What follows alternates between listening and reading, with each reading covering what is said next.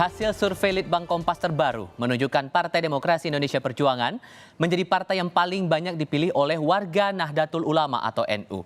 Berdasarkan survei ini, elektabilitas PDI Perjuangan di kalangan NU sebesar 22,6%. Dari survei terbaru Litbang Kompas pada Mei 2023, sebesar 22,6% warga NU memilih PDI Perjuangan pada pemilu mendatang. Survei dilakukan terhadap 61,7% responden yang mengaku sebagai warga Nahdliyin. Dari sisi jumlah yang besar ini sedikit banyak juga menjadi gambaran bagaimana arah pemilih pada pemilihan umum nanti. Setidaknya dari 5 survei terakhir yang digelar Litbang Kompas, ada pola yang sama antara pilihan responden secara umum dengan kelompok responden dari latar belakang Nahdlatul Ulama. Warga Nahdlatul Ulama akan menjadi elemen penting dalam pemilihan umum 2024 nanti. Selain karena jumlahnya besar, distribusi pilihan dari warga Nahdliyin yang menyebar, yang merata begitu, menjadi potensi bagi siapapun kandidatnya untuk berebut dukungan dari pemilih kalangan Islam tradisional ini. Kita coba simak data-data yang termuat dalam survei Litbang Kompas terakhir atau yang terbaru dilakukan kepada responden dari kalangan Nahdlatul Ulama. Untuk data pertama, bicara soal elektabilitas partai politik yang menjadi pilihan warga Nahdlatul Ulama pada Mei 2023 menunjukkan PDI Perjuangan menjadi partai politik paling banyak dipilih dengan persentase 22,6%. Ini Anda lihat ada garis merah di sini. Ini adalah gambaran survei untuk PDI Perjuangan. Urutan keduanya adalah Partai Gerakan Indonesia Raya atau Partai Gerindra, besarannya 19,6%. Kemudian di urutan ketiga adalah Partai Golkar, besarannya 7,1%. Kemudian urutan berikutnya 7,4% didapatkan oleh PKB. Sementara untuk Demokrat urutan ketiga, saya koreksi, urutan ketiga adalah Demokrat, besarannya 7,9%, PKB di urutan keempat 7,4%, dan Golkar 7,1%. Kalau dicermati lagi datanya lebih lanjut, dari data atau survei Januari 2022 sampai Mei 2023 bergerak naik turun, bergerak fluktuatif. Meski didirikan oleh tokoh-tokoh NU, gambarannya Partai Kebangkitan Bangsa atau PKB ternyata bukan menjadi partai yang paling banyak dipilih di kalangan Nahdliyin.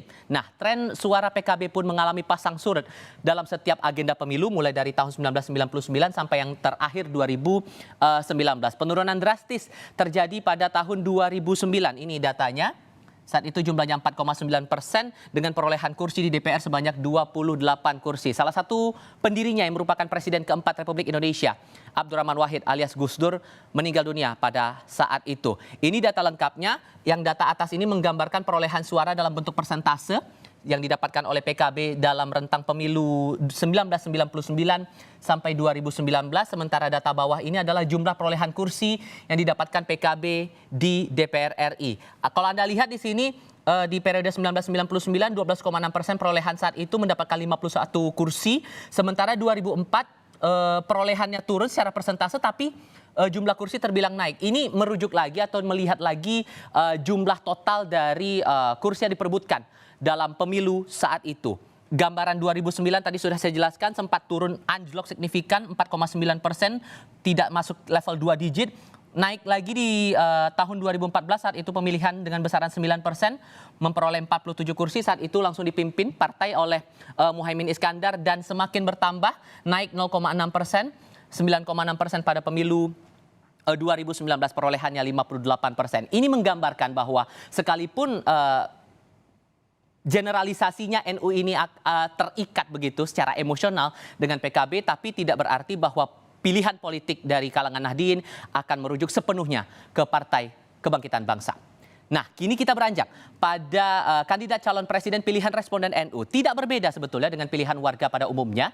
3 nama yang muncul sebagai kandidat calon presiden adalah Ganjar Pranowo, Prabowo Subianto, dan Anies Baswedan. Ada sedikit perubahan persentase dari hasil survei yang dilakukan sejak Juni tahun 2022 silam. Ini gambaran data di bulan Juni 2022. Saat itu urutan pertamanya adalah Ganjar Pranowo 24%, kemudian urutan kedua Prabowo Subianto 22,3%, selisihnya hampir 2% begitu. Di urutan ketiga adalah Anies Baswedan 11,5%. Data berikutnya, untuk bulan Mei 2023. Bagaimana pergerakannya secara umum kalau mau melihat data dari bulan ke bulan, dari beberapa periode begitu, naik turun juga secara signifikan. Ada tokoh yang nilainya stagnan, ada yang naik, bahkan naik signifikan untuk Mei 2023 dialami oleh Prabowo Subianto. Awalnya hanya belasan persen dalam beberapa periode sebelumnya begitu, dan ini naik bahkan dari periode Januari, survei Januari 2023 kala itu, dan kini menjadi 25,8% ketimbang Januari 2023 maksud saya. Kemudian di urutan kedua, Ganjar Pranowo 24,7%. Beberapa kali merajai survei Litbang Kompas, tapi ternyata untuk periode Mei 2023 turun 24,7%. Anies Baswedan 12,3%. Sekalipun tetap berada di urutan ketiga, terbilang angka atau persentase yang didapatkan oleh Anies ini stabil di rentang 11 sampai dengan 15% suara responden.